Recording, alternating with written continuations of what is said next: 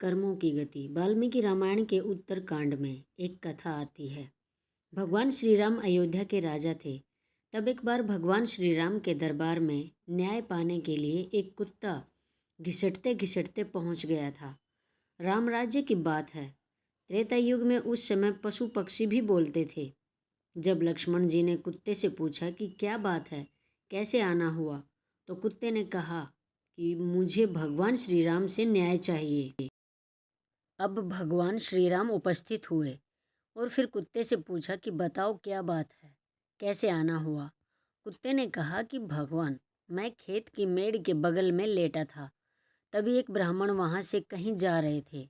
मुझ पर अनावश्यक डंडे से प्रहार कर दिया और मेरी कमर तोड़ दी।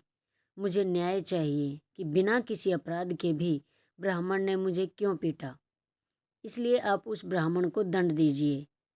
इस पर भगवान श्री राम ने उस ब्राह्मण को भी बुलाया और सवाल किया कि क्या इस कुत्ते ने तुमको नुकसान पहुंचाया, भौंका या आपके पीछे पड़ा? आपने इस कुत्ते को किस कारण से पीटा है? ब्राह्मण ने कहा कि प्रभु, मैं स्नान करने के लिए नदी की तरफ जा रहा था, तो सोचा कि ये कुत्ता मुझे छूकर अपवित्र ना कर दे, इसलिए इसे दूर भगाने के लिए मैंने एक डंडे से इस पर प्रहार कर दिया। पंडित से कहा गया कि मतलब तुमने अपराध किया है। भगवान ने कुत्ते से पूछा कि तुम बताओ, इनको इस अपराध का क्या दंड दिया जाए? तो कुत्ते ने कहा कि प्रभु, मैं आपकी शरण में आया हूँ, न्याय तो आप ही कीजिए। इस पर भगवान ने फिर कहा कि नहीं, तुम ही बताओ कि इसके अपराध का क्या दंड दिया जाए, और जो आप चाहोगे वही दंड इन पर लागू होगा। तब उस कुत्ते ने कहा कि भगवान, इस ब्राह्मण को किसी एक बड़े मठ का महंत, मठाधीश बना दिया जाए। यह सुनकर वहां राज दरबार में उपस्थित सभी लोग स्तब्ध अवाक रह गए, क्योंकि मठ में तो असीम वैभव, ऐश्वर्य और अकूट धन संपदा होती है। वह तो मौज की जगह होती है। लोग आते हैं, पूजा करते हैं, वह तो मौज करेगा। तो मठ का मठाधीश बनना तो बड़ी बात होती है। तब भगवान श्री राम ने पूछा कि तुम दंड दे रहे हो या मजाक कर रहे हो? तब कुत्ते ने भगवान श्री राम से कहा कि नहीं प्रभु, मैं दंड दे रहा हूँ, क्योंकि पिछले जन्म में वहाँ का मठाधीश मैं ही था, पर उस मठ की धन, सुख संपत्ति, ऐश्वर्य ने मेरी बुद्धि भ्रष्ट कर दी।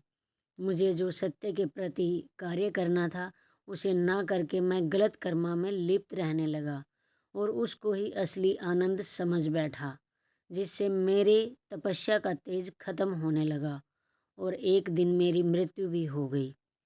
उसके बाद मुझे ये कुत्ते की योनि प्राप्त हुई।